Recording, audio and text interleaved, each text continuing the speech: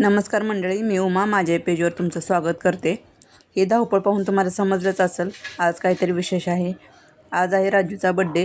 आमच्या आयुष्यातील सर्वात महत्त्वाचा क्षण, आनंदाचा क्षण म्हणजे मुलांचे वाढदिवस. आमच्या दोघांच्याही आवडीचा कोणत्या गोष्ट असेल तर फक्त मुलांचे बड्डे असतात आणि तेच आम्ही मोठ्या प्रमाणात असे चांगल्या प्रकारे साजरे करतो. दोघांचे दरवर्षी एकत्र साजरे करतो, पण ह्या वर्षी दोघांचे वेगवेगळे साजरे करावे असं म्हटलं. जयच्या पप्पांना म्हणजे माझ्या मिस्टरांना 2 महिने कंटिन्यू काम होतं, सुट्टी कसलीच नाही, एक दिवस आठवड्याची रेस्टही नाही. मुलं ना सुट्टी लागल्यापासून घरातच होते. त्यांना एवढा कंटाळा आला होता, कुठे गावी नाही काही नाही. म्हणून म्हटलं त्यांना सुट्टी पण आहे तर बाहेर जाण्याचा अचानक प्लॅन ठरला. आणि ह्या बड्डे बॉयचं तर वेगळंच काम चालू आहे. दिवसभर सकाळपासून त्याच्या डेकोरेशनसाठी जे फुगे आणले होते तोच फुगवत होता आणि हे करत होता. नंतर सर्व कामे आवरली आणि आम्ही तयार झालो. अचानक आमचा बाहेर जाण्याचा प्लॅन ठरला होता, त्यामुळे सर्व कामाची गडबड चालू होती आणि घरातही गोंधळ चालू होता. आणि ह्याचा बड्डे होता आणि आणखी आम्हाला माघारी जाऊन रिटर्न यायचं होतं आणि आल्यानंतर बड्डेची तयारी करायची होती. त्याचा बड्डेही साजरा करायचा होता. मुलाचा बड्डेला कसा आपण नाट लावायचा म्हणून म्हटलं. आणि जायलाच आम्हाला 1:30-2 वाजल्या होत्या आणि माघारी यायचं होतं आणखी. मग अशा प्रकारे आम्ही तयारी केली आणि निघालो. ठाण्याला पोचलो. मिळेल त्या गाडीने आम्ही पुढे जाणार होतो. गाड्यांनाही खूप लेट होता. गाड्याही उन्हाळ्या होत्या म्हणून काही गाड्या लेट होत्या, काही रद्द झाल्या होत्या. त्यामुळे गाडीलाही एवढी गर्दी होती ना ट्रेनमध्ये. बस आणि एवढी गरम की बस आम्हाला तर काही समजत नव्हतं. पाणी झालं होतं पूर्ण. जे तर पूर्ण ओला चिक झाला होता. अशा प्रकारे जे भेटेल त्या गाडीनं आम्ही दादरपर्यंत पोहोचलो. दादरवरून आम्हाला नशिबाने भेटली AC ट्रेन आणि AC ट्रेननं आम्ही नंतर विरारला पोहोचलो. विरारला पोहोचायला आम्हाला 4-4:30 वाजल्या होत्या. एवढा उशीर झाला आणि एवढा वेळ आमचा प्रवासातच गेला. आणि बाहेर तर एवढं ऊन आहे ना की बस आम्ही पहिल्यांदाच एवढ्या उन्हाळ्या सुट्टीत बाहेर पडतोय आणि अशा एवढ्या उन्हाळ्यात.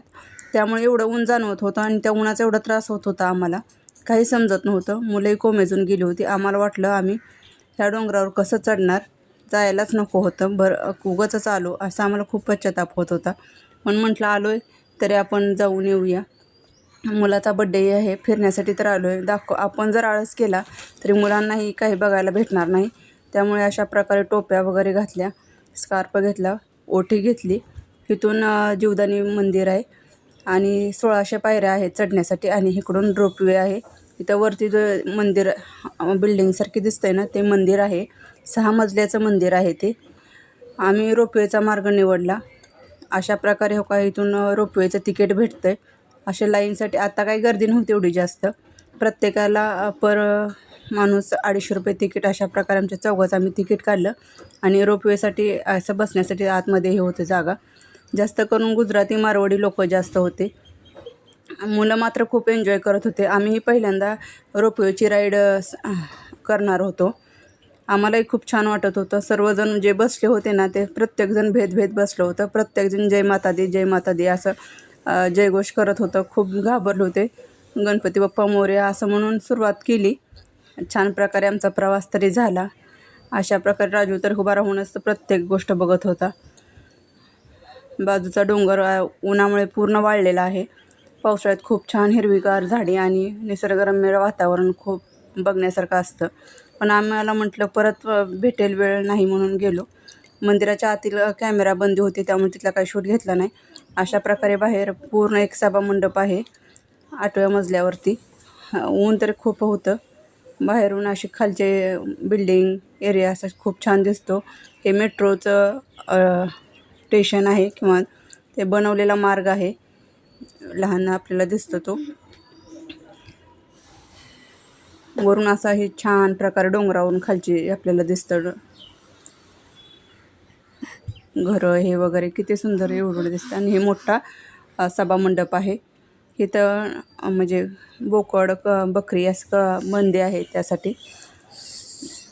आणि रिटर्न आम्ही असं रोपवेने माघारी आलो. रोपवेचा मार्ग असा आहे. खूप भीती वाटत होती. ट्रेनसारखंच पटरी बनवलेली आहे त्यांनी.